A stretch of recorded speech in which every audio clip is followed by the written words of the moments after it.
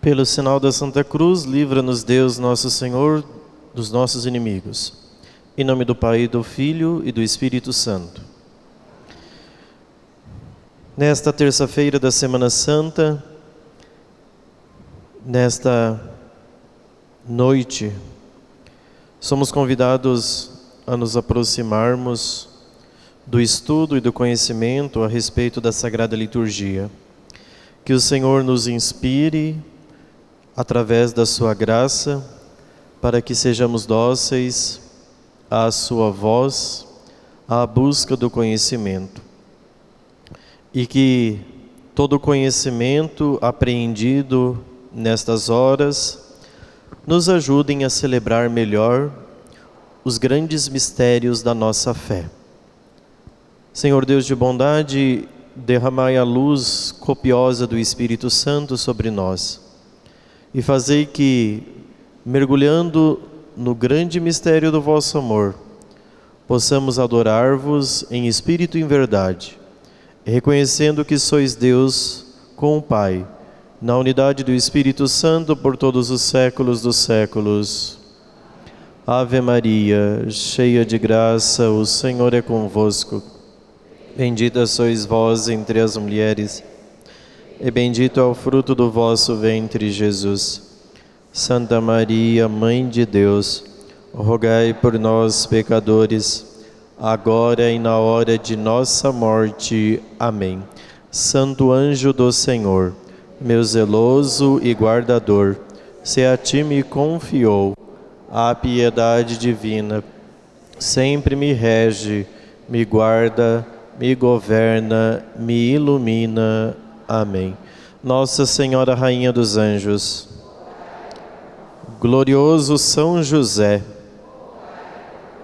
santos apóstolos Pedro e Paulo, em nome do Pai e do Filho e do Espírito Santo.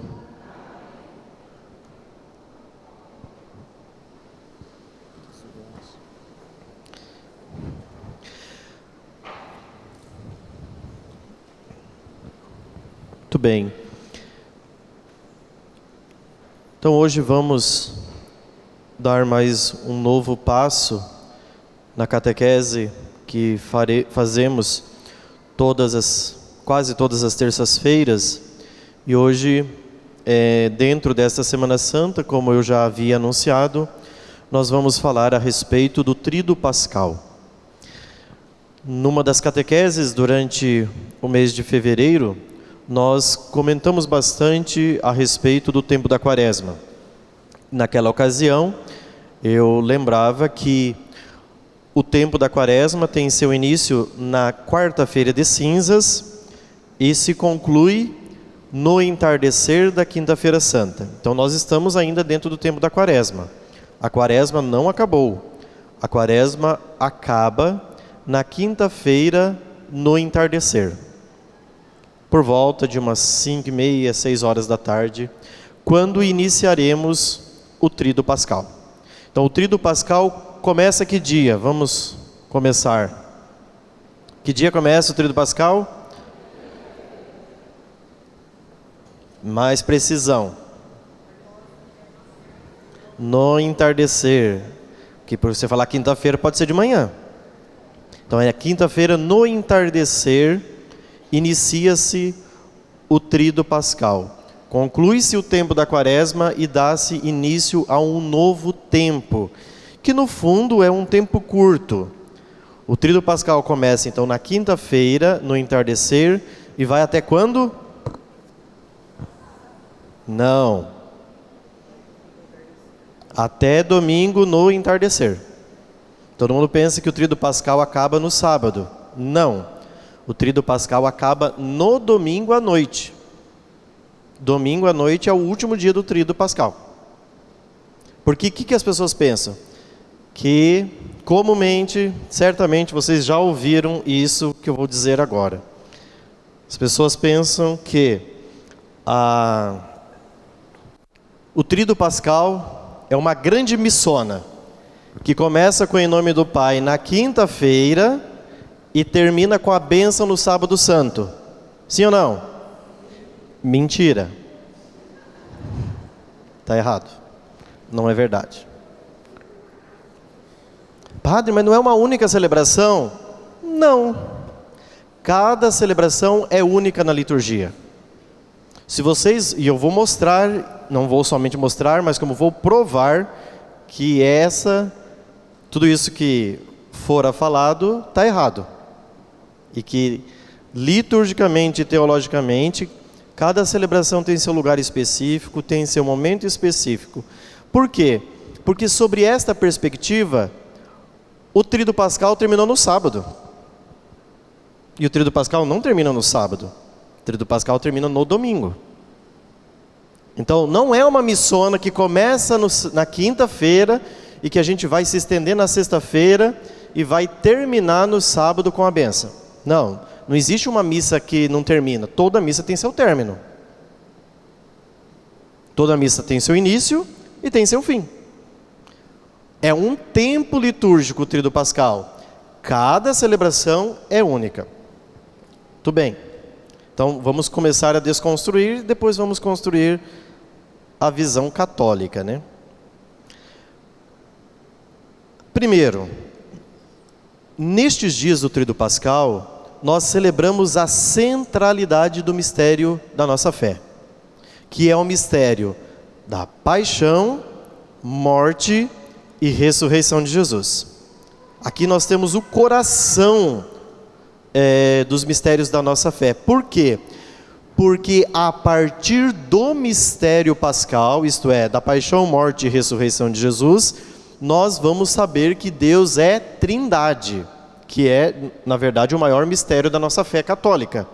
O mistério da Santíssima Trindade é o mistério central da fé cristã. Mas nós só sabemos que Deus é trino, porque Ele se revelou através da sua paixão, morte e ressurreição, e disse que Deus lá na Trindade, Deus lá nele mesmo, Ele é três: Pai, Filho e Espírito Santo.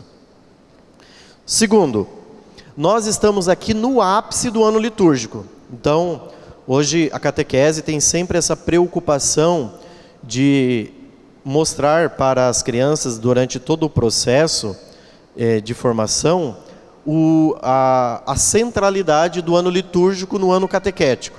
Tanto que a gente faz o quê? A gente não segue o calendário civil para começar as atividades da catequese. A gente segue o quê? O calendário litúrgico. O centro do coração do calendário litúrgico é a Páscoa do Senhor. Então aqui nós temos o coração. Vamos olhando cada dia do tríduo. Rapidamente, depois, pormenorizadamente, eu vou entrar em cada dia. Quinta-feira, à tarde, começa o tríduo pascal. O primeiro dia do tríduo pascal vai de quinta-feira até sexta-feira de tarde. No primeiro dia do tríduo pascal nós temos o quê? Duas coisas. A instituição da Eucaristia, a missa chamada In Cena Domini, que é a instituição da Eucaristia, e nós temos ainda a celebração da Paixão do Senhor. Isso está tudo no primeiro dia do tríduo. Tem gente que acha que sexta-feira santa à tarde é o segundo dia do tríduo. Não, é o primeiro dia do tríduo ainda. Começou na quinta de tarde, sexta de tardezinho, quando o sol está se pondo, acabou o primeiro dia do tríduo. O segundo dia do tríduo começa no entardecer da sexta à tarde e vai até no sábado de tarde. Aqui nós temos um dia na igreja chamado alitúrgico. Porque de sexta no entardecer até sábado no entardecer não existe nenhuma liturgia na igreja. Liturgia enquanto celebração de missa e tudo mais, entende? A liturgia das horas é rezada normalmente, mas a igreja permanece em silêncio. E é por isso que na tradição da igreja, a Virgem Maria é sempre recordada no sábado. Porque segundo a tradição, a única que permaneceu da sexta à tarde até a ressurreição do Senhor foi a Virgem Maria. Os outros todos vazaram. É isso mesmo, falaram que vazaram, mas é isso mesmo que aconteceu, né? Deram linha na pipa, né? Então, Só restou a Virgem Maria.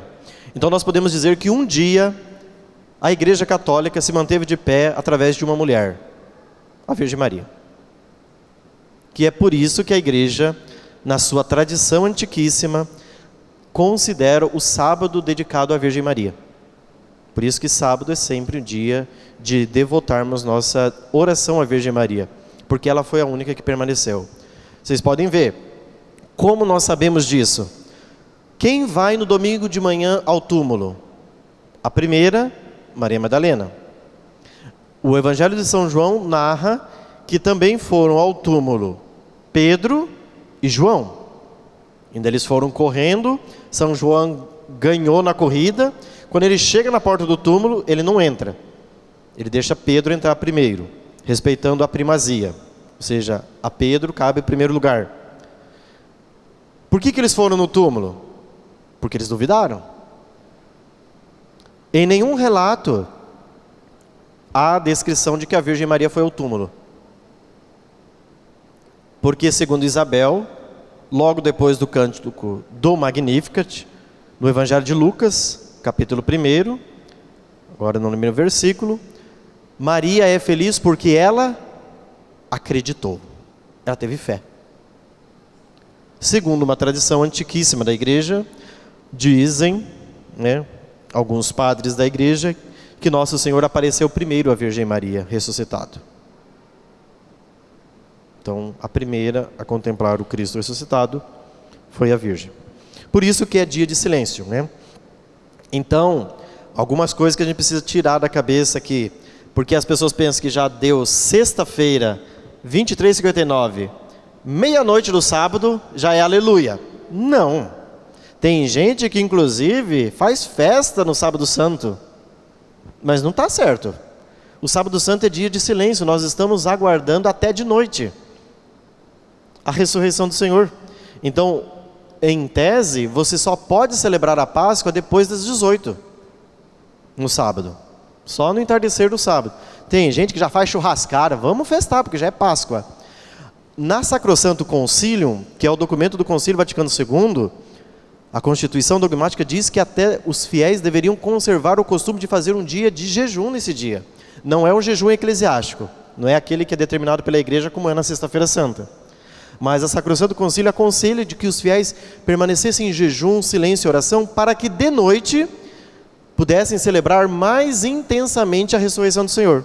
Aí a gente já enche o pandu, chega de noite, não celebra nada, porque não se preparou bem.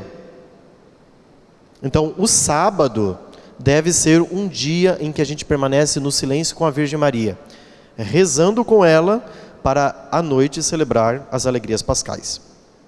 Então, nós chegamos ao terceiro dia do tríduo, que começa no entardecer do sábado e vai até no domingo de noite, que é a celebração da ressurreição do Senhor. Então, não tem como ser uma missona única, gente. Até porque, se vocês forem ao Missal Romano, que é o livro de missa, que nós padres usamos para celebrar a missa da quinta-feira começa com o nome do Pai, mas ela não tem bênção final. Mas por que não tem bênção final? Que o Santíssimo sai no translado, Então sai com o Santíssimo Sacramento e leva o Santíssimo para uma sala. E lá ele vai permanecer para ser adorado. Não teve bênção final. Então aí todo mundo presume que não acabou a missa. Aí na Sexta-feira Santa não começa com o nome do Pai e não tem bênção. Mas no Sábado Santo, a missa começa com o nome do Pai. Está dito no missal. Na antiga tradução do missal, na segunda edição, não estava dito que começava com o nome do Pai. Mas a rubrica dizia assim: a missa inicia-se segundo o costume. Como que começa a missa? Segundo o costume? Começa dizendo aleluia? Começa dizendo o quê? Em nome do Pai, do Filho e do Espírito Santo. Aí uma vez eu fui argumentar com um padre que disse, não, mas não é isso e tal. Falei, mas vai lá no Cerimonial dos Bispos. O Cerimonial dos Bispos é um livro litúrgico que dá as diretrizes para a celebração. No Cerimonial dos Bispos está dito, inicia-se em nome do Pai, do Filho e do Espírito Santo. Aí ele falou assim, não, mas isso aí vale para os bispos. Mas as missas dos bispos começam em nome do Pai, as outras não começam com o nome do Pai? Não tem lógica. Graças a Deus, na tradução agora, está ali dito, em nome do Pai, do Filho e do Espírito Santo. Então, não é uma missa só. Nós estamos num mistério apenas, que é o mistério da paixão, morte e ressurreição do Senhor. Mas não dá para dizer que é uma única missa. Cada missa. Você já comungaram numa missa 3 vezes? Se você participar das 3 celebrações, você comunga na quinta, na sexta e no sábado. A missa é uma única refeição. Como que é uma única missa que você comunga 3 vezes? Então, não existe isso. Isso é um mito, isso é um erro. Ok? Vamos lá. Um aspecto interessante quanto ao tríduo pascal. Cada dia do tríduo pascal se lucra indulgência plenária. Então, para cada dia do tríduo, você consegue alcançar uma indulgência plenária. Vamos lá. Na quinta-feira santa, o que você precisa fazer para lucrar indulgência plenária? O Inquirídio de Indulgências diz que, quando você recitar o tantum ergo, você alcança indulgência plenária. O que é o tantum ergo? O tantum sublime. Então, se vocês observarem na quinta-feira, o Santíssimo vai ser colocado sobre o altar e vai ser transladado, no caso aqui no santuário, na sala Padre Manuel. Durante todo esse percurso vai ser cantado o tantum ergum, o tantum sublime. Quem canta na quinta-feira da instituição da Eucaristia o tantum sublime, alcança indulgência plenária. Só que, gente, saiba de uma coisa que agora eu vou explicar logo adiante.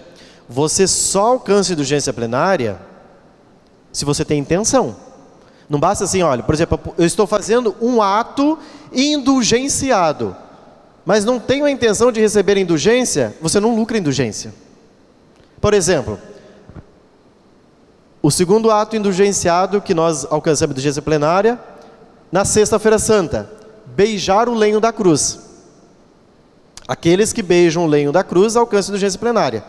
Vocês, tenho certeza que todo mundo já beijou o lenho da cruz na sexta-feira santa, sim ou não? Sabia que estava lucrando indulgência plenária? Nunca lucraram.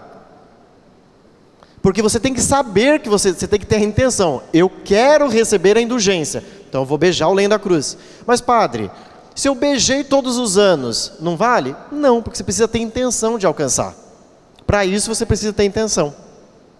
Então vocês podem ter feito muitos atos indulgenciados e nunca ter recebido indulgências. Por quê? Porque não tinha intenção. Certo? Então, quinta-feira, o tantum sublime. Sexta-feira, o beijo da cruz, no lenho da cruz. No sábado, os fiéis que renovam as promessas do batismo. No sábado santo, aqueles que renovarem as promessas batismais, alcançam indulgência plenária. Tem que participar da missa daí, né? Porque é o único dia em que os fiéis renovam as promessas do batismo. É na ocasião do sábado santo. E no domingo de Páscoa tem mais uma indulgência ainda. O Papa, todos os anos, concede a bênção Urbi et Orbi, isto é, a bênção da Igreja de Roma para todas as igrejas do mundo. Ele faz isso por 2 ocasiões no ano, pela Páscoa do Senhor e pelo Natal do Senhor. Para você alcançar a indulgência, precisa saber que o Papa está lá no momento do Ângelus, ao meio-dia. Normalmente o Papa sempre senta lá ao meio-dia, na Praça de São Pedro, e diz: vou conceder a bênção Urbi et Orbi. Mas padre, lá do Vaticano eu recebo essa indulgência? Sim, porque esta é uma indulgência concedida pelo Papa da Igreja de Roma, na qual ele governa, para as igrejas do mundo. Mas para isso, você precisa ter intenção, você precisa lembrar, olha, o Papa está lá em Roma, concedendo nesse momento a bênção, e eu quero receber a indulgência. Caso contrário, você não recebe. Então, são 4 indulgências nesses próximos dias. A cada dia, quinta, sexta, sábado e domingo, nós alcançamos uma indulgência. Muito bem, só que agora vem uma outra questão, antes de entrarmos no tríduo. O que nós precisamos fazer para receber as indulgências? Para receber as indulgências são necessárias 3 coisas. Toda e qualquer indulgência presume que você tenha cumprido esses 3 atos. Primeiro, ter se confessado. Ou seja, você precisa estar em estado de graça. Ah, padre, eu vou beijar o lenho da cruz. estou em pecado mortal, você não alcança a indulgência plenária. Você beijou o lenho da cruz, fez um ato de piedade, de devoção, mas mesmo que você tenha a intenção de lucrar a indulgência, você não lucra. Por quê? Porque para lucrar as indulgências é necessário o estado de graça. Então você precisa ter se confessado recentemente e não estar consciente de nenhum pecado grave, de nenhum pecado mortal. Se você está consciente de um pecado mortal, mesmo que você tenha confessado ontem e você cometeu hoje, você está em pecado grave. Portanto, você precisa se confessar. Ah, mas eu confessei semana passada no mutirão. Estou em pecado grave. Não vale? Não alcança. Porque você precisa estar em estado de amizade. Talvez essa questão do estado de graça ainda não é muito clara para muitos.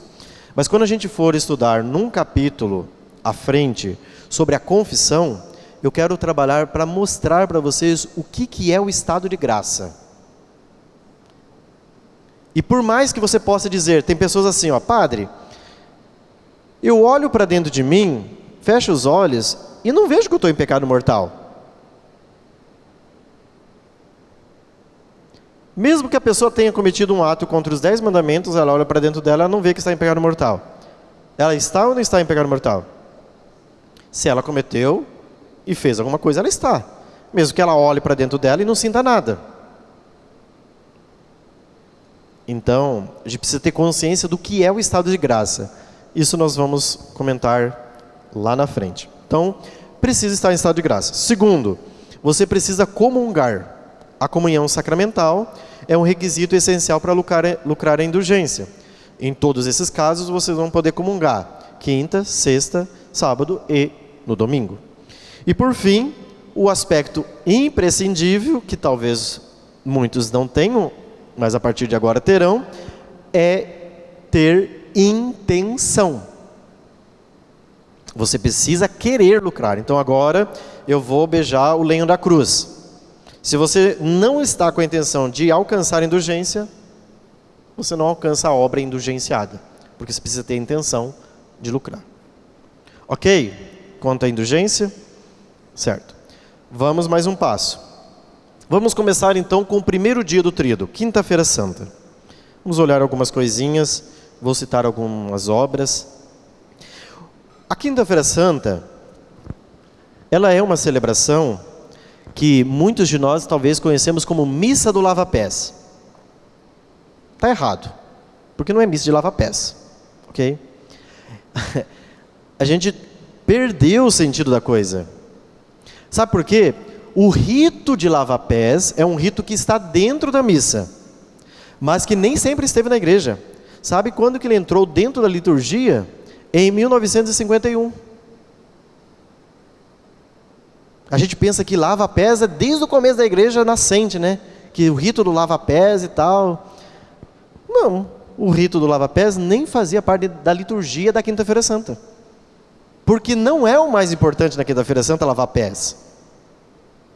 É só um rito simbólico que manifesta o gesto de Jesus na última ceia. Ponto. O que é a Quinta-feira Santa? Eu já disse, é a missa in cena Domini. É a missa da instituição da Eucaristia. Isso aqui é o mais importante da missa.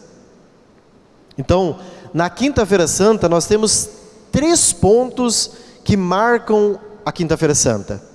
Número 1, instituição da Eucaristia. É o dia que Jesus instituiu, de maneira sacramental, o mistério do seu corpo e sangue, a fim de que ele perpetuasse ao longo dos séculos. Ponto.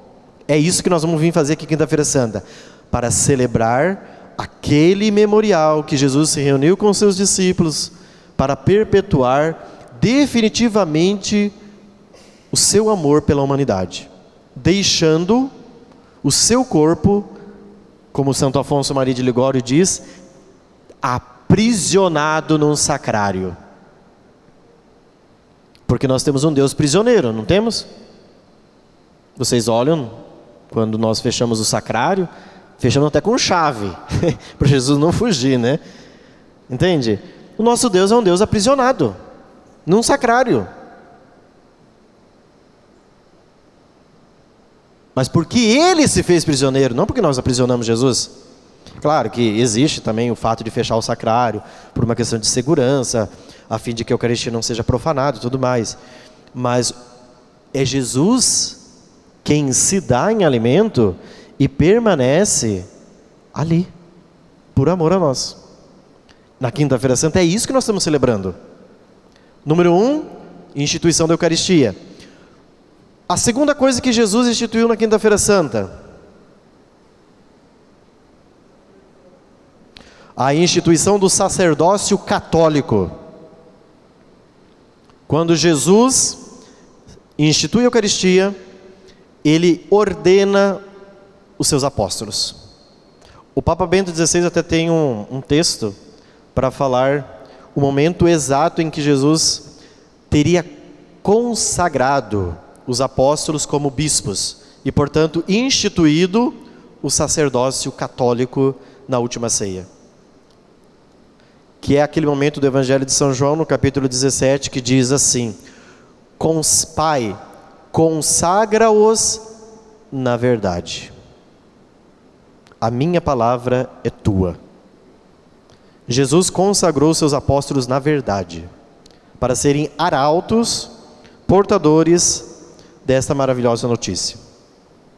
Então, as coisas estão ligadas. Não existe Eucaristia sem sacerdócio, e não existe sacerdócio sem Eucaristia. Por isso que Jesus institui naquele dia, na noite santa, na noite em que Jesus, vamos pensar, eu como um pai de família tenho 3, 4 filhos, me reúno uma noite para escrever uma carta testamentária, para fazer uma janta com meus filhos, e vou deixar a carta testamentária, dizendo para eles com quem que vai ficar a herança. É isso que Jesus fez na última ceia. Ele se reúne com seus apóstolos, institui o memorial do seu corpo e deixa ali uma carta testamentária, que se desenvolve em todo o Evangelho de São João, dos capítulos 13 a 17. E qual foi o testamento que Jesus deixou? Que é o terceiro aspecto desta liturgia da Quinta-feira Santa. Número 1, Eucaristia. Número 2, sacerdócio católico. Fala sacerdócio católico, viu? Nós somos católicos e nós amamos o sacerdócio que vem da tradição apostólica, que é milenar, de 2000 anos. Mas a terceira coisa, o que é? Não.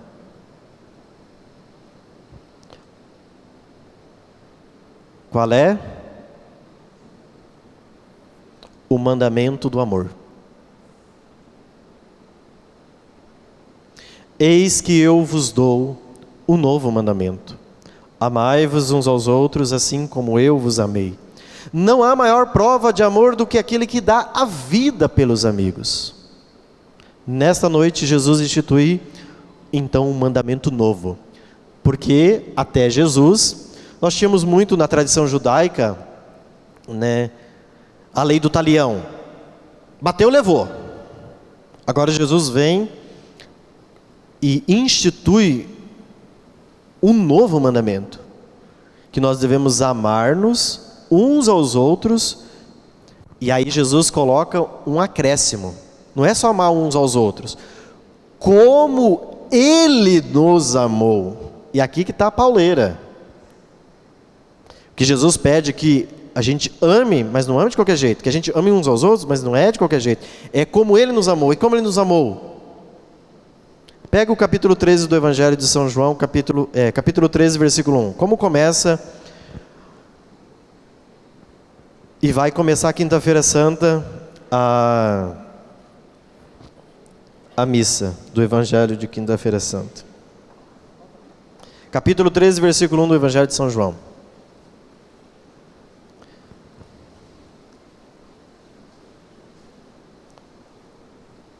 O que diz aí?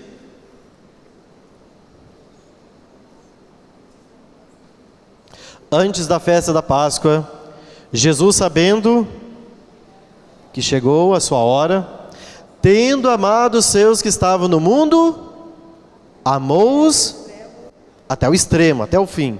É assim que Jesus amou. Amou até o fim.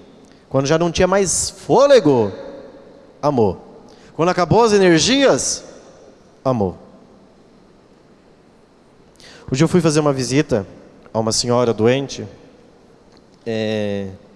Achei muito bonito que ela estava sentadinha, assistindo a canção nova, era por volta de umas 3 horas da tarde, ela estava assistindo o Terço da Misericórdia.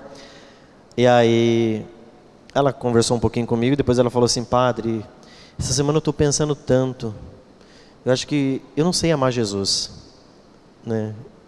Aí depois ela concluiu, ela falou assim: nossa, eu olho para tanto sofrimento, tanto amor, e eu não consigo corresponder. É isso. A gente vê tanto amor, e a gente olha do nosso lado, tanta rebeldia, tanta revolta, tanto egoísmo. Então, a instituição do mandamento é justamente para nos quebrar por dentro.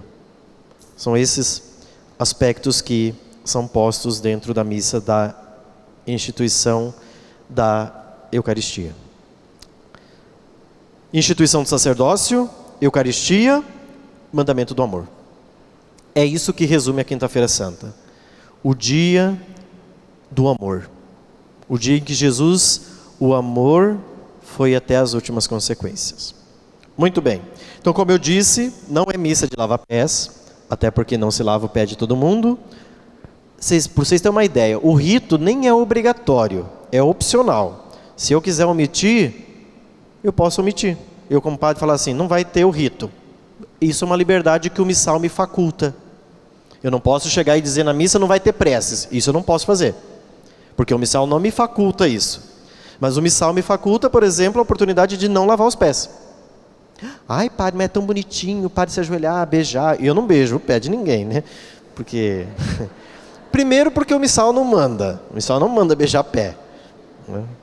Não fala que Jesus na última ceia beijou. Diz que Jesus lavou os pés dos discípulos. Não diz que Jesus beijou os pés, né?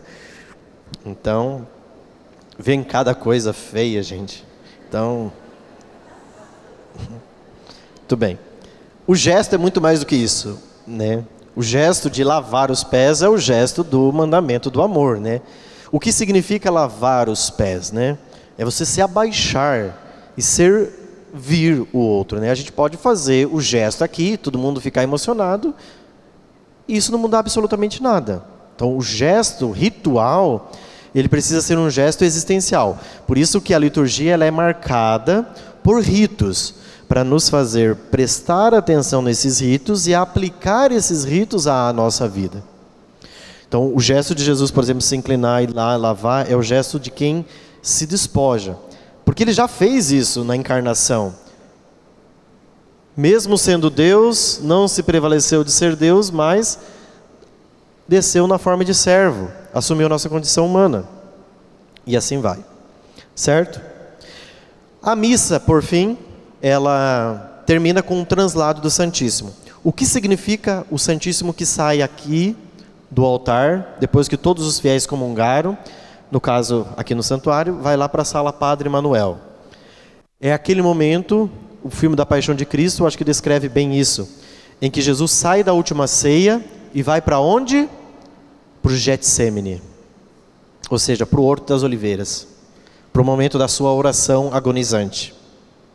Então, quando o Santíssimo sair daqui, nós vamos ver que a igreja vai entrar numa penumbra, vamos ao toque da matraca e vamos chegar na sala Padre Manuel. Para quê? Para permanecer em adoração, em vigilância. Então, o ideal é que a gente fique pelo menos algumas horas com Jesus ali em adoração, porque é o momento que Jesus convida os seus apóstolos para rezar. Lembra daquele episódio? Jesus chamou 3 dos seus apóstolos, Pedro, Tiago e João, para rezar na agonia. Foi lá, pediu para os 3, reza um pouquinho aí que eu vou ali rezar. Quando Jesus volta, o que aconteceu? Dormiram. 1 hora depois, diz o texto. Aí Jesus se retira novamente e diz para eles: olha, vocês não foram capazes de vigiar nem 1 hora comigo? Vigiai e orai para não cairdes em tentação. Jesus se retira novamente, vai rezar, termina sua oração, volta. Quando ele volta pela segunda vez, os discípulos estão cochilando, né? Então veja, padre, Pergunta católica, talvez, né? Cochilar na oração tem efeito? Claro que não. A oração de São Pedro, cochilando, não santificou São Pedro, tanto que depois ele vai negar Jesus. Então, rezar dormindo, indo dormir, santifica? Não. Tem seu fruto a oração? Tem. Mas de santificação, o efeito de santificação, de crescimento na vida sobrenatural, evidentemente que não. Mas esse é um outro capítulo, quando a gente for falar sobre a oração, né?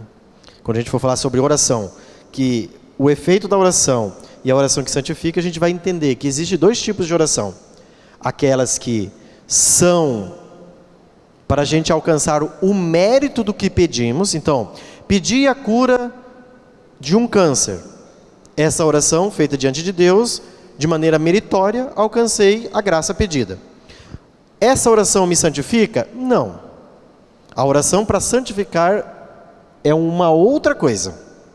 Então a gente precisa distinguir. Eu pedi para Deus aquilo. Oração, o mérito da oração eu alcanço? Sim. O que você pediu, se Deus, na sua providência e bondade quiser te conceder, vai te conceder. Mas aquilo não te santifica, não te faz mais santo. A prova disso é que a gente às vezes reza há 30 anos e não é nem um pouco mais santo por causa disso.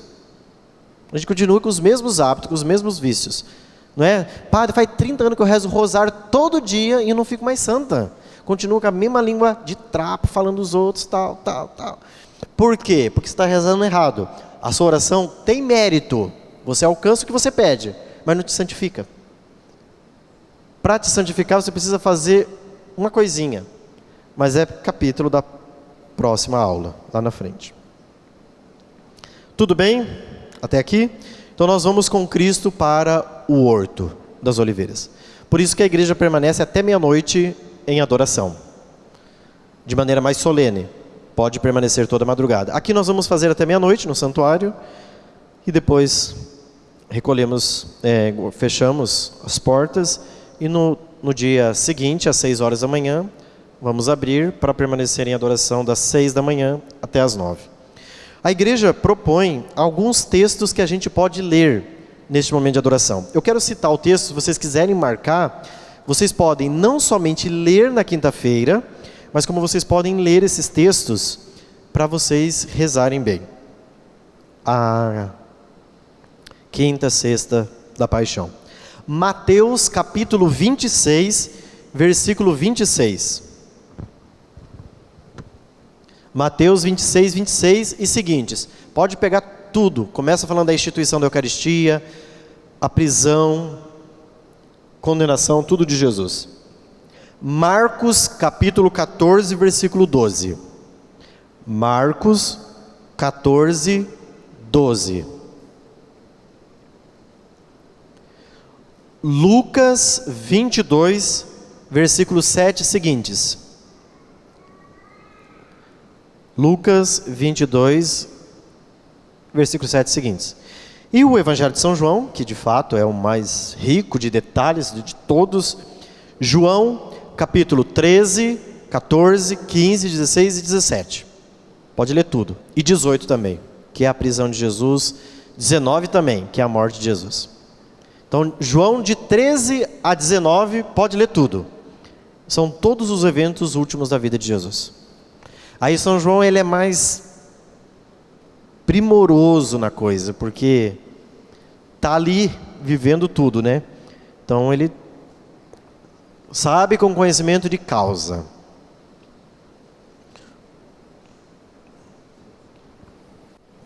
Então, nós aqui encerramos a Quinta-feira Santa.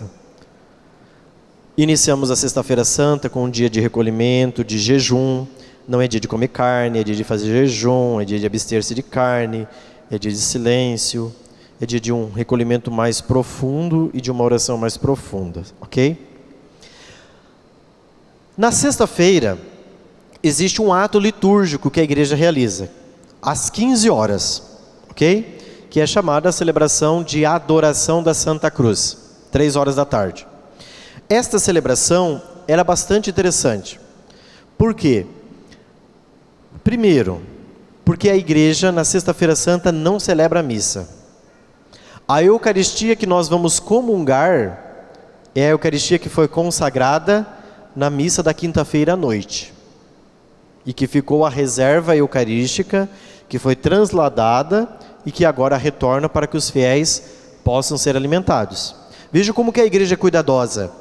Mesmo não tendo missa nesse dia, a igreja concede aos fiéis a oportunidade de comungar. Porque não tem missa em nenhum lugar do mundo. Você, não tendo missa, você tem a oportunidade de, num ato litúrgico, poder comungar, de receber o corpo e o sangue de Cristo. A celebração começa às 15 horas, no silêncio. Entra a procissão litúrgica e a primeira coisa, o primeiro gesto na celebração é a prostração do padre. O padre deita, se inclina, ele se prostra. Quando o padre se deita na celebração da Sexta-feira Santa, o que os fiéis fazem? Se ajoelham.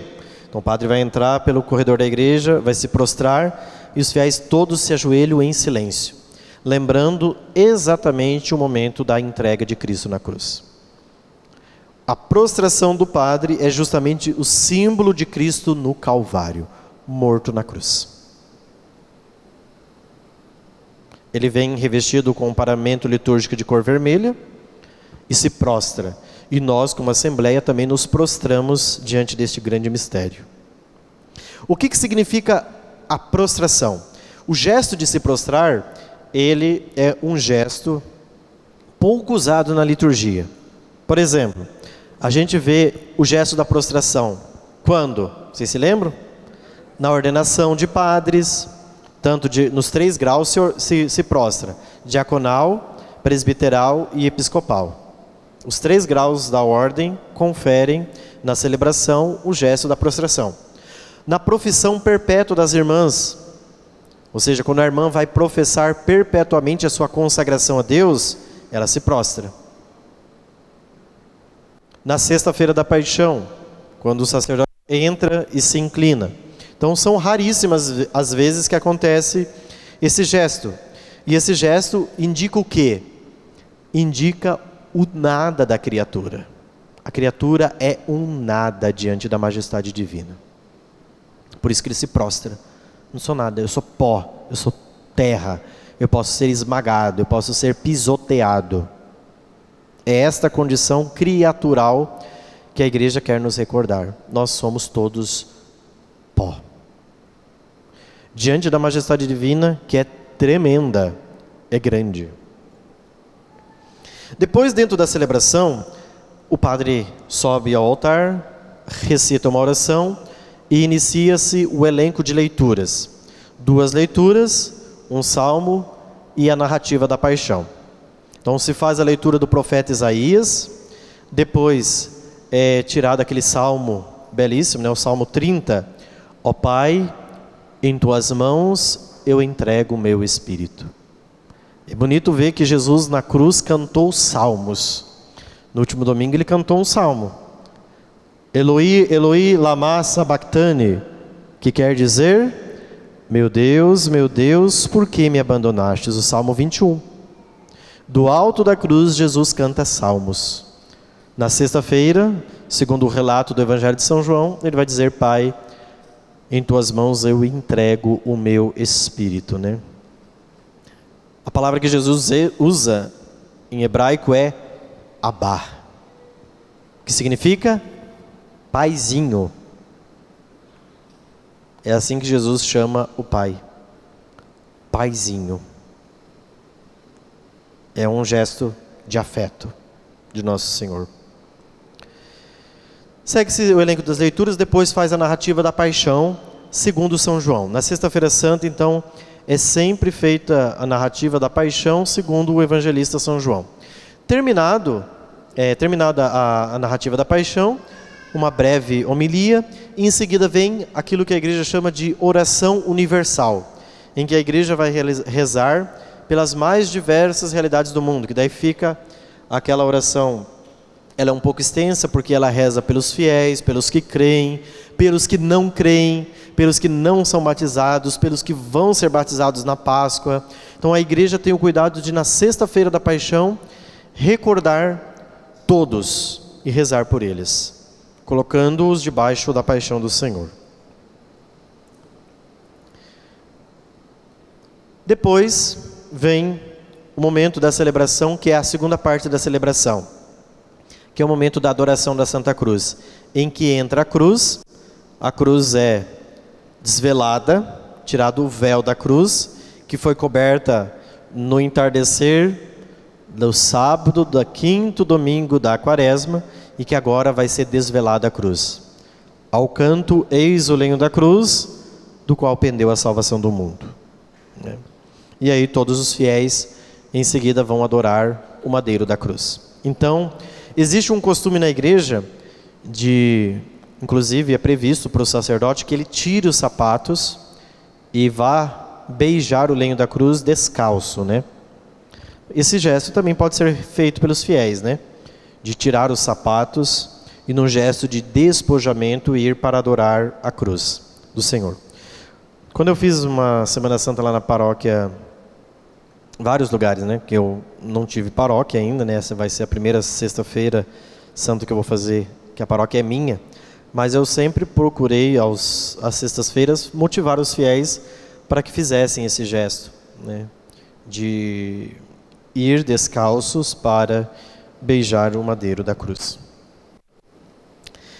E por fim, nós recebemos a Santíssima Eucaristia na terceira parte da celebração. Então a sexta-feira, celebração é marcada por 3 momentos. Primeiro momento, a palavra proclamada. Segundo momento, a cruz, que se torna quase que o centro desta celebração.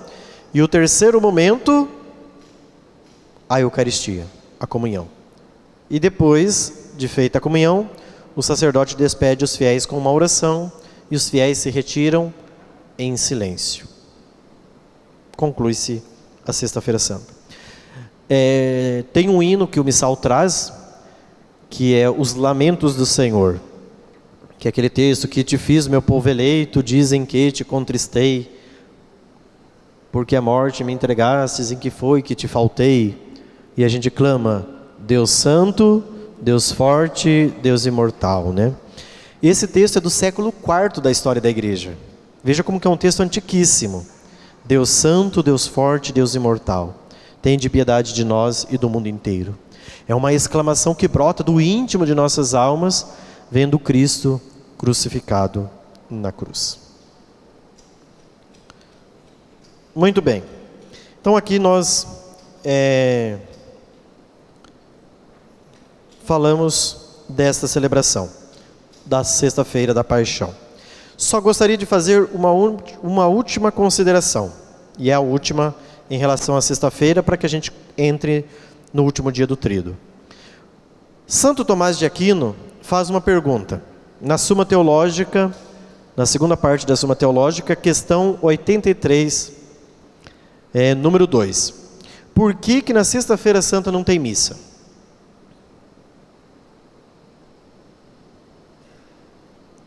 E o próprio Santo Tomás responde, né? Santo Tomás responde: por que na sexta-feira a igreja, justamente nesse dia, priva os fiéis de participarem da Santa Missa? Porque olha, vamos pensar. E a pergunta de Santo Tomás é lógica, porque talvez nós... mas Santo Tomás, por que Santo Tomás vai perguntar isso, né? É porque a gente não tem inteligência de Santo Tomás. Por isso que talvez a gente está dizendo isso. Porque Santo Tomás sabe muito bem, em primeiro lugar, o que é a celebração da missa? A celebração da missa não é a celebração da ceia. A celebração da missa é a celebração do memorial da paixão de Cristo. Então, toda missa é a celebração do Calvário. Se toda missa é a celebração do sacrifício de Cristo, de maneira incruenta, ou seja, não há derramamento de sangue, porque no Calvário aconteceu de maneira cruenta. Você vê sangue vertendo daquela cruz. Em cada altar, em todos os dias em que o sacerdote sobe para celebrar o santo sacrifício, perpetua ao longo dos séculos aquele único sacrifício operado e realizado na cruz por Cristo. Isso é missa. Então, lembre da Sexta-feira Santa.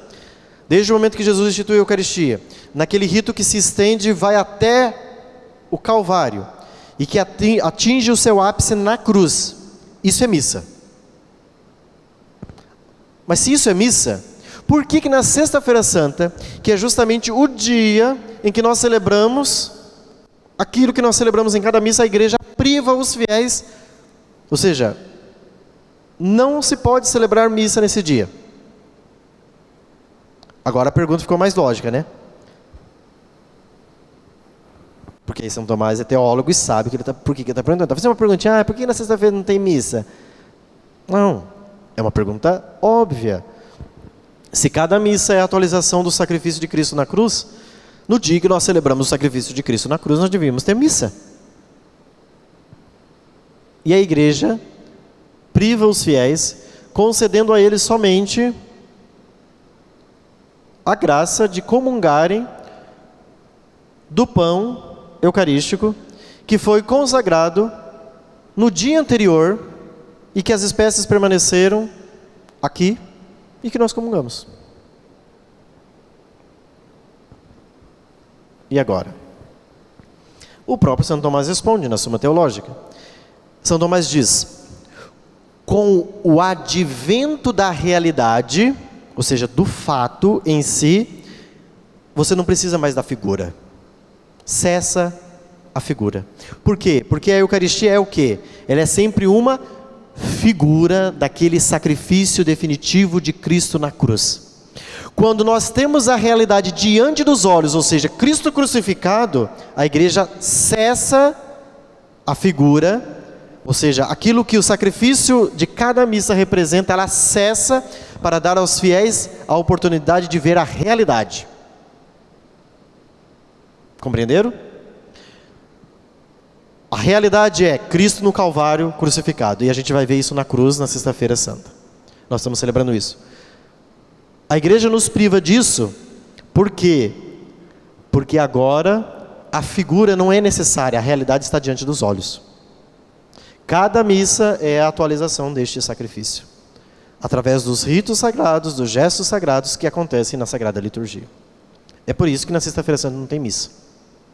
Não é porque Jesus está morto e agora a gente não pode comer o corpo de Jesus morto. Não, Jesus está vivo e ressuscitado. Nós sabemos muito bem que a Sexta-feira Santa é um dia que nós memoramos, mas nós sabemos que o nosso Deus é vivo e ressuscitado, sim ou não? Certo? Ah, Jesus morreu hoje. Não, Jesus não morreu hoje. Jesus está vivo e ressuscitado. Nós fazemos memória daquele dia em que Ele se entregou definitivamente na cruz. Mas a Eucaristia que vocês vão comer, que vocês vão comungar na Sexta-feira Santa, não é Cristo morto. É Cristo vivo e ressuscitado, tá bom? Ninguém venha pensar, vou comungar Cristo morto. Não, nós não estamos comungando Cristo morto, nós estamos comungando a humanidade santíssima de Cristo ressuscitada. Ok? Tudo bem? Muito bem. Aí no entardecer da Sexta-feira Santa, acabou o primeiro dia do Tríduo Pascal.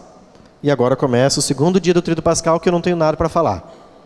Porque de sexta à tarde até sábado à tarde, a igreja tem um dia alitúrgico, ou seja, não tem oportunidade de liturgias. Então nós ficamos de sexta até no sábado aguardando a ressurreição do Senhor. Tradicionalmente aqui, em outros lugares, faz a procissão do Senhor Morto. A procissão do Senhor Morto não é um rito litúrgico, é um gesto de piedade dos fiéis bonito, que os fiéis manifestam, mas não tem nada de liturgia na procissão. Por exemplo, domingo de Ramos vocês foram na procissão. A procissão de domingo de Ramos é uma procissão litúrgica. A procissão da Sexta-feira Santa não é procissão litúrgica.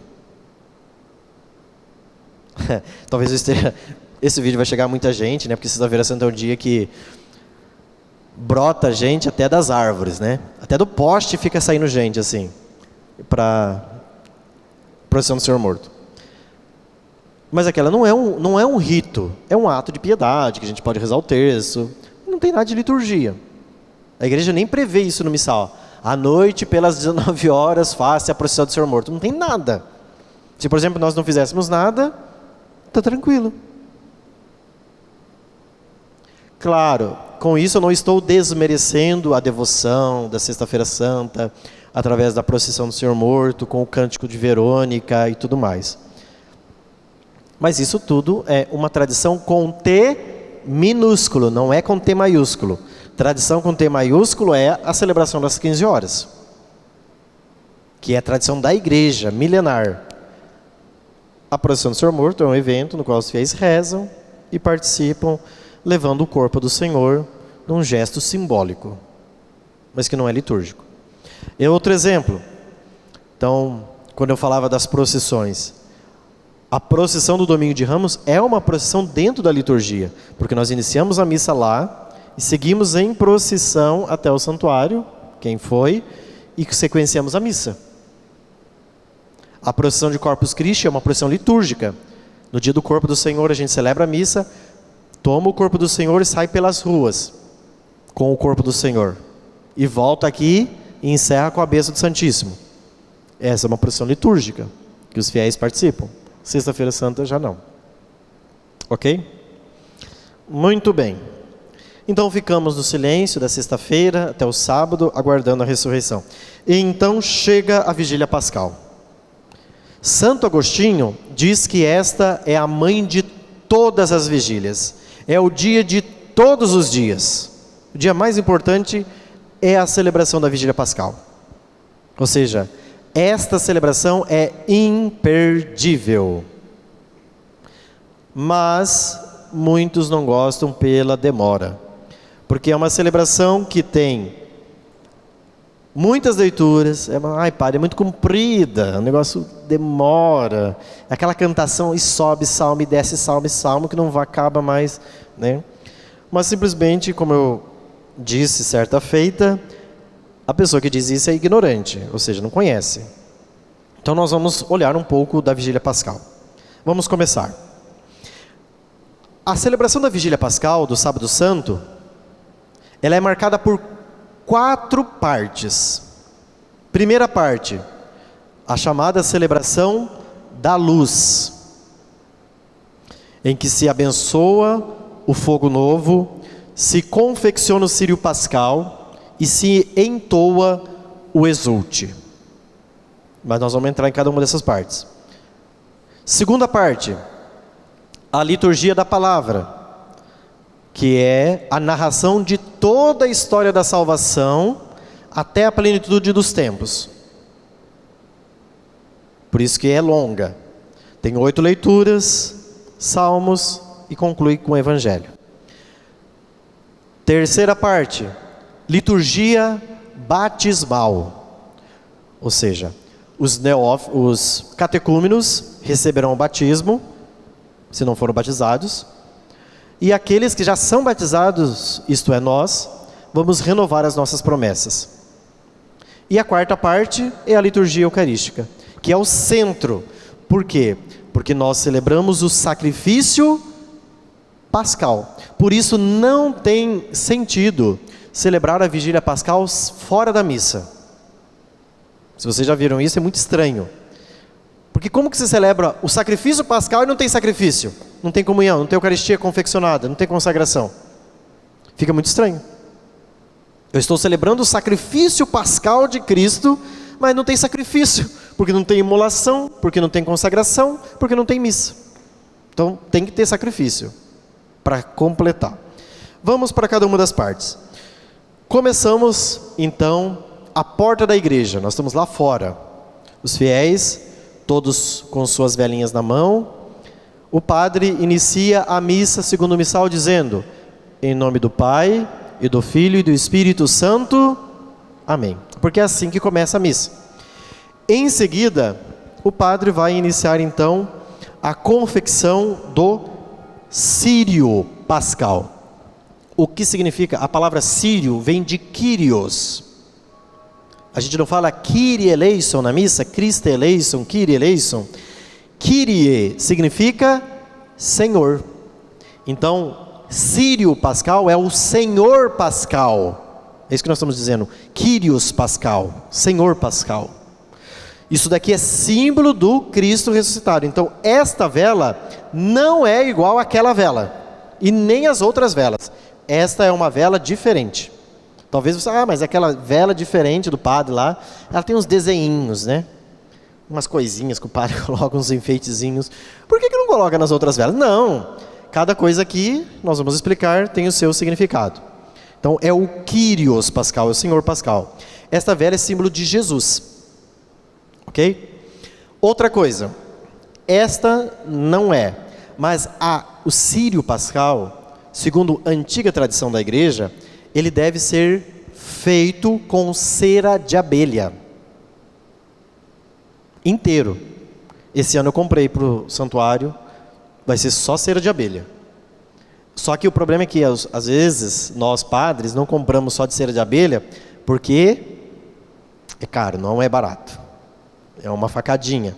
Mas eu acho que é uma coisa digna. Por quê? Sabem por que a igreja colocou para ser de cera de abelha? Vocês conseguem? Porque às vezes assim, esse é feito com cera normal, com parafina. Vocês vão ver que o de cera de abelha mesmo, quando ele é totalmente cera de abelha, ele é bem escuro. Ele não tem uma beleza artística. E aí todo mundo quer às vezes uma beleza artística, mas que não é muito fiel ao aspecto litúrgico. Por que é de cera de abelha? Porque existem algumas tradições que dizem que as abelhas não dormem.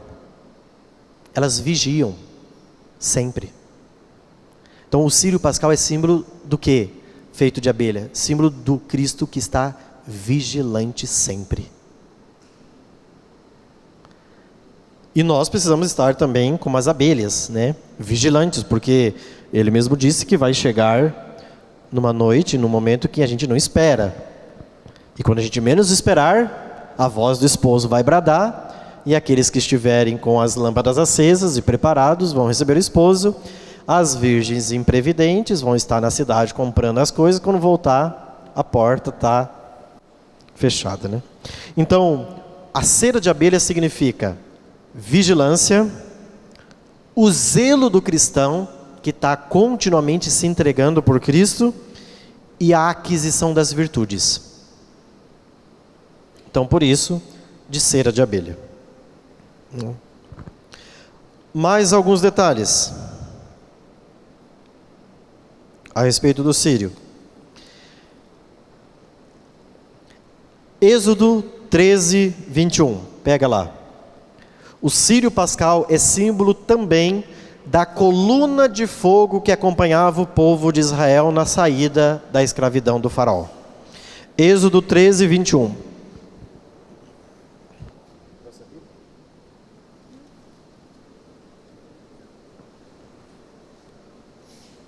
Achou? O que diz o texto aí? Em 13, 21. Para trás. Gente. O Senhor ia diante deles, do dia numa coluna de nuvens, Isso. para guiá-los pelo caminho. Tendo, Uma coluna de fogo para alumiá-los. Isto. Uma coluna de fogo que ia iluminando o povo. Lembrem-se que no capítulo 14 vai ser o momento da virada no livro do Êxodo. E capítulo 15, que eu já falei isso daqui para vocês, lembra? Na aula de Bíblia, quando nós estávamos estudando o livro do Êxodo, passando por cima, dentro da história dos patriarcas, que no capítulo 15 acontece o momento do cântico do quê? Cântico de Moisés, o cântico da vitória de Moisés. Quando Moisés passou pelo Mar Vermelho, e no Mar Vermelho foram afogados cavalos e cavaleiros. Muito bem. Então, o que guia o povo? Uma coluna de fogo. Vocês vão entrar na igreja guiados pela coluna de fogo no Sábado Santo. Logo depois que o padre confeccionar o Sírio Pascal, fizer toda a incisão, acender o Sírio Pascal, ele vai pegar o Sírio Pascal e vai dizer: eis a luz de Cristo, ou em latim, Lumen Christi. E a gente vai dizer o quê? Demos graças a Deus. E aí o padre vai subir com o círio e a gente vai atrás do padre. Essa é a coluna de fogo. Nós estamos fazendo... Lembra que eu falei que uma das formas de fazer a leitura da Sagrada Escritura é por alegoria. Lembra? Uma das formas de fazer a leitura da Bíblia é a alegoria. Quando a gente vê lá no livro do Êxodo, o povo de Israel sendo guiado pela coluna de fogo, nós estamos lembrando do Cristo que vai guiar o povo e vai tirar das trevas e da escravidão do pecado e conduzir para a vida nova. Muito bem. Então vem o círio, o padre canta. Pela segunda vez, então, os fiéis vão acender as suas velinhas no círio. Vejam, todos nós acendemos numa única vela, que é Cristo. E nós somos iluminados no batismo pela luz do Cristo. É por isso que no dia do batizado, essa vela que fica do lado da pia batismal, os padrinhos vêm aqui, acende no círio pascal e leva para o seu afilhado e diz: recebe a luz de Cristo, porque é a luz do ressuscitado que está sendo transmitida àquela criança. Muito bem. Depois vem a confecção do círio. Então, se vocês analisarem, depois vocês podem chegar mais perto para ver, mas o círio, ele tem algumas incisões. Primeiro tem a letra A, ou alfa, né? Que é a primeira letra do alfabeto grego. E o ômega, que é o fim. Então, vamos dizer em português, é o A e o Z. Isso está lá no Apocalipse de São João. Ele é o princípio e o fim. Depois, aqui vem o ano que nós estamos em curso, que é o ano do Senhor. Nós estamos no ano de 2024. Vocês podem ver que alguns artistas, quando fazem a pintura de um quadro, eles colocam 2024 A.D. Sabe o que significa isso? O ano do Senhor. Annus Dominus. O ano do Senhor de 2024. Este é o ano 2024 do Senhor, desde que o verbo divino se fez carne. Então, por isso, no círio pascal vai o número 2024, no caso esse ano. Aí você tem a cruz, que é o símbolo do Cordeiro Pascal, e por fim, esses 5 cravos, que simbolizam as chagas de Cristo. É por isso que a cada chaga, cada incisão que o padre vai fazendo, ele vai falando: por suas santas chagas gloriosas, o Cristo Senhor nos proteja e nos livre de todo mal. Amém. Toda esta confecção do círio será feita lá fora, na porta da igreja. Depois a gente vai entrar com ele todo montadinho, arrumadinho, e ele vai ficar durante todo o tempo pascal ao lado do ambão. Terminado o domingo de Pentecostes, ele é tirado daqui e é colocado ao lado da pia batismal. Por que que ele fica durante o tempo pascal ao lado do ambão? O ambão, isso daqui, essa mesa, se chama ambão. O ambão é símbolo do quê?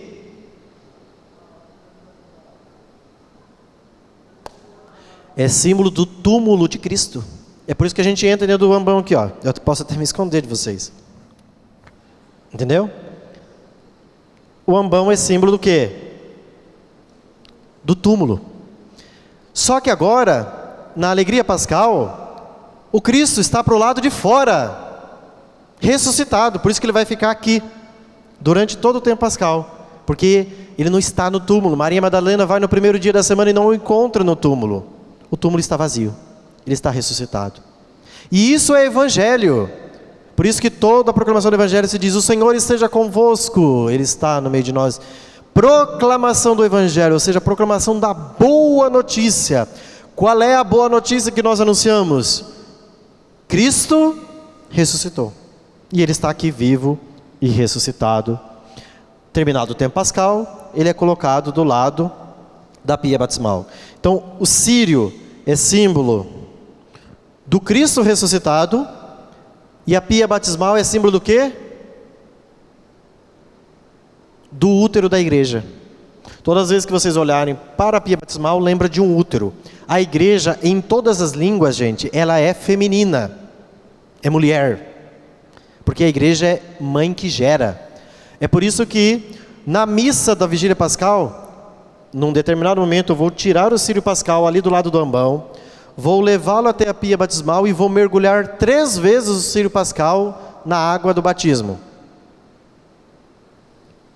É símbolo da união do esposo com a esposa. E a união do esposo com a esposa gera o quê? Filhos.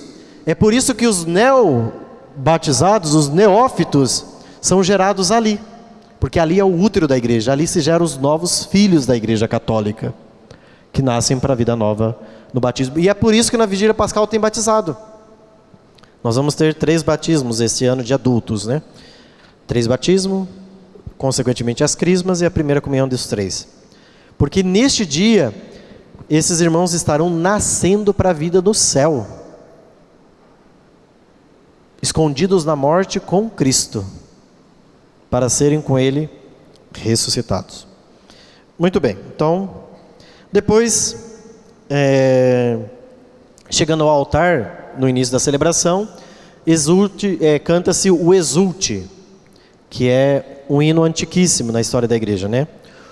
O Exulte, ou também chamado de Precônio Pascal, ele é um hino antiquíssimo na história da igreja. Marca o tempo de Santo Agostinho. E existe uma página do Exulte, um parágrafo, que eu até marquei aqui, peraí, para falar aqui para vocês, que vai ser cantada na noite. Olha para vocês observarem o texto. Depois vocês podem procurar lá, digita na internet, Precônio Pascal, o Exulte do Sábado Santo, já aparece. O texto diz assim, é um texto grande, mas eu vou ler só um pedacinho. Foi ele quem pagou do outro a culpa. Quem que é esse outro aqui? O Adão, danado, né? Foi Jesus que pagou a culpa do outro. Quando por nós a morte se entregou, para apagar o antigo documento, na cruz todo o seu sangue derramou. Pois eis agora a Páscoa, a nossa festa, em que o real Cordeiro se imolou, marcando nossas portas, nossas almas, com o seu divino sangue nos salvou. Vocês lembram que o povo de Israel, eles tiveram que marcar as portas naquela noite de Páscoa? E as portas que estivessem marcadas, o anjo exterminador passaria e não iria exterminar. Isso acontece conosco. No batismo nós fomos marcados nas portas das nossas almas com o sangue de Cristo. E agora pode passar o capeta, o anjo exterminador, que ele não nos pega. Porque eu fui marcado pelo sangue de Cristo. Então assim, não tenha medo de ser possuído pelo demônio, tá bom? Se o demônio te possuir depois que você é cristão, isso é uma permissão divina. Deus está permitindo para te santificar. Mas padre, isso pode acontecer? Sim. Se o demônio te possuir e te pegar, é porque Deus permitiu. E alguma coisa Deus está querendo com isso. Continua o texto. Esta é, Senhor, a noite em que do Egito retiraste os filhos de Israel, transpondo o mar vermelho a pé enxuto, rumo à terra onde corre leite e mel. Continua. Ó noite em que a coluna luminosa as trevas do pecado dissipou, e aos que creem no Cristo em toda a terra, em novo povo eleito congregou. Ó noite em que Jesus rompeu o inferno. Nesta noite Jesus desceu à mansão dos mortos. A gente reza isso no credo. Jesus foi lá nos infernos buscar quem? Nosso pai Adão, Abraão e todos, e os trouxe para a vida nova. De que nos valeria ter nascido, se não nos resgatasse em seu amor? Gente, sua vida seria uma porcaria se Jesus não tivesse nos resgatado.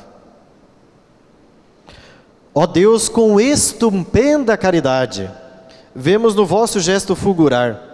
Não hesitais em dar o próprio Filho, para a culpa dos servos resgatar. Agora, a parte que mais me chama a atenção nesse hino. Ó pecado de Adão indispensável, pois o Cristo o dissolve em seu amor. Ó culpa tão feliz que é merecido a graça de um tão grande Redentor. Olha o que o texto está dizendo, isso aqui é de Santo Agostinho, viu? O pecado de Adão foi indispensável, porque o Cristo dissolveu o pecado com o seu amor. Ó culpa de Adão que foi feliz. Olha, Agostinho está dizendo, Adão foi feliz porque pecou. A gente fica bravo, né? Ai, que raiva desse Adão, se não tivesse pecado a gente não estava aqui sofrendo essa desgraça de pecado. E aí Santo Agostinho diz, ó feliz culpa de Adão. Por quê? Porque a culpa de Adão nos mereceu um tão grande Redentor. E aí continua o texto. Aí tem um versículo lá, um parágrafo que diz assim, ó: ser a virgem de abelha generosa, ao Cristo ressurgido trouxe luz. Eis de novo a coluna luminosa, que o vosso povo para o céu conduz. O círio que acendeu as nossas velas, possa esta noite toda fulgurar. Misture sua luz à das estrelas, cintile quando o dia despontar. É bem poético, né, o texto. Então, vale a pena ler o texto antes de você chegar na missa, porque às vezes na missa você não presta tanta atenção, porque canta uma vez por ano, e às vezes você chega aqui e está preocupado de não cair cera na mão, né? Ai, fica aqui. A música está cantando, você está que nem tonto olhando para a cera, e você não presta atenção no canto, belíssimo, que é entoado uma vez por ano. Então esquece, deixa que caia uma gota de vela na mão e pronto, né? E cante esse canto exultante, onde nós estamos cantando a alegria pascal. Nosso Deus venceu, não fracassou numa cruz. Ele passou pela cruz, mas venceu vitorioso. Ok? Terminado o precônio pascal, aí começa a liturgia da palavra. Liturgia da palavra, se ela for feita de maneira completa, então como eu disse, são 8 leituras, com os respectivos salmos, e o canto... e o Evangelho, né? Todas as leituras narram a história da salvação, começando desde a criação do mundo, com Adão, narrando os 6 dias da criação, narrando o sacrifício de Isaac, capítulo 22, quando Abraão sobe para oferecer o seu filho como sacrifício. Terceira leitura, livro do Êxodo, quando narra a passagem do povo pelo Mar Vermelho. E aí depois quarta, quinta, sexta, sétima leitura, são os profetas Isaías, Baruque e outros profetas que serão proclamados, até que chega o canto do Glória, onde nós cantamos glória a Deus nas alturas e paz na terra aos homens de boa vontade.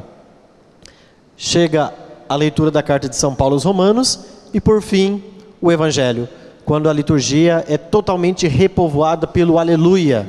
A gente arrebenta o aleluia, né?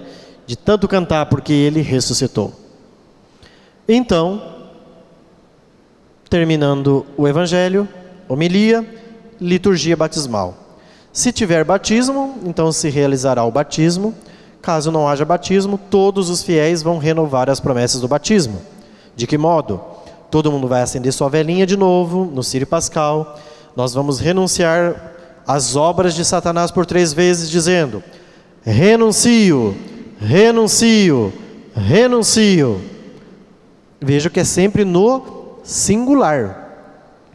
Por que a gente faz no singular e não no plural? Porque a renovação das promessas é um ato eclesial. Você não faz por si mesmo, você faz em nome da igreja. Você está dizendo: renuncio como igreja católica. Eu renuncio a Satanás como católico. Não é a subjetividade, mas é sim a eclesialidade. E depois você vai dizer: creio, creio, creio. Como católico também. Você não vai dizer no plural, e sim no singular. Creia em tudo que crê e ensina a igreja. Em Deus Pai Todo-Poderoso, Criador do céu e da terra. Creio em Jesus Cristo, seu único Filho, nosso Senhor. Creio. Creio no Espírito Santo, na Santa Igreja Católica. Creio. Aí, terminado isso, o sacerdote fará a aspersão dos fiéis com água benta, que foi abençoada. Por quê? Porque a água é símbolo do batismo. E aí nós nos persignamos com o sinal da cruz, com a água benta, porque fomos mais uma vez renovados no sangue de Cristo. Ok? E por fim, vem a última parte, que é a liturgia eucarística, né? Que é o ápice dessa missa, né? O sacrifício, quando a gente vai comungar e depois de ter feito a renovação das promessas, recebe Jesus Eucarístico. Comungando, terminada a missa, indo para nossa casa, e de em paz o Senhor vos acompanhe, aleluia, aleluia, graças a Deus, aleluia, aleluia, é Páscoa, né? Celebramos a ressurreição do Senhor. O que nós temos além disso? A mais? Nós temos a continuidade do domingo de Páscoa, que sequencia, né? A liturgia que começou e que se estende durante todo o domingo de Páscoa. No domingo de Páscoa, então, nós perpetuamos esta alegria pascal durante 50 dias, que vai do domingo de Páscoa até a solenidade de Pentecostes.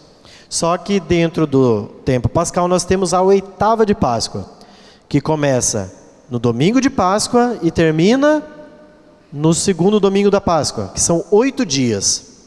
Desde o domingo de Páscoa, dia 31, até o dia 7 de abril nesse ano, nós vamos celebrar a oitava de Páscoa, que quer recordar os cristãos no segundo domingo da Páscoa, eles depunham a veste que eles tinham vestido no sábado. É uma tradição da igreja. No sábado santo, então, os neófitos são vestidos com uma veste branca e eles tinham que ficar até o segundo domingo da Páscoa sem se sujar.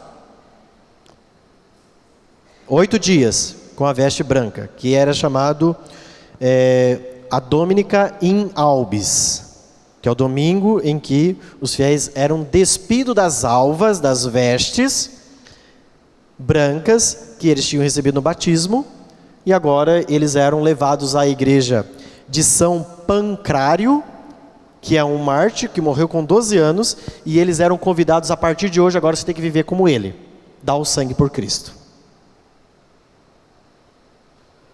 É só isso, né? Então veja, tudo isso é uma tradição milenar na igreja, né? Só que hoje não tem como você ficar com uma veste branca, né? Porque você encostou em qualquer lugar. Mas os neófitos tinham que ficar durante 8 dias com essa veste, para simbolizar o quê? A luta que esses cristãos vão ter até o fim da vida, para não manchar a veste branca que receberam no batismo por Cristo. Só que a gente sabe que a gente vai manchar. E já manchamos, não manchamos? Com o nosso pecado? Quando você chegar no céu, você vai ter que chegar, dobrar sua vestinha branca, a alva que você foi revestido no batismo, e dizer: está aqui, nosso Senhor, está manchada. Mas lava no teu sangue. Apocalipse, está lá. Quem são esses 144 mil? Diz o texto. E ele responde: estes são os que vieram da grande tribulação, ou seja, que vieram das lutas da vida espiritual, alvejaram as suas vestes no sangue do Cordeiro. É só no céu, gente, que nós vamos ter lá as vestes branquinhas e dizer: olha, está alvejada, está limpinha. E eu posso dizer para Cristo: está aqui, mas não fui eu, foi tu, Senhor, que fizestes nova todas as coisas. É isso que o Apocalipse diz: eis que faço novas todas as coisas. É nele que todas as coisas serão feitas e realizadas.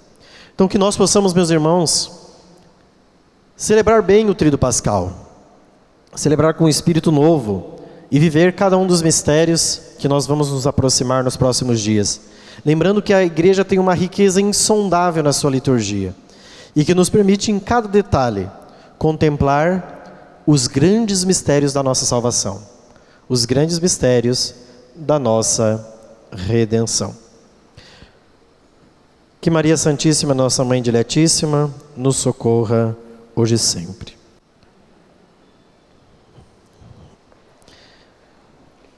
Em nome do Pai, do Filho e do Espírito Santo. Dou-te graças, Senhor, porque nesta noite nos reunistes nesta igreja, neste santuário, para meditarmos sobre os mistérios da Sagrada Liturgia. Concedei que nos próximos dias, com todo este conhecimento, possamos ainda mais mergulhar nos vossos mistérios, participar com mais amor, devoção e piedade de cada um destes mistérios. Fazei, Senhor, que o nosso coração possa ser transformado pela luz do ressuscitado, a luz que brilha e dissipa todas as trevas de nossas almas. Enviai, Senhor, também o vosso Santo Espírito e dai-nos sermos portadores da vossa graça. Ave Maria.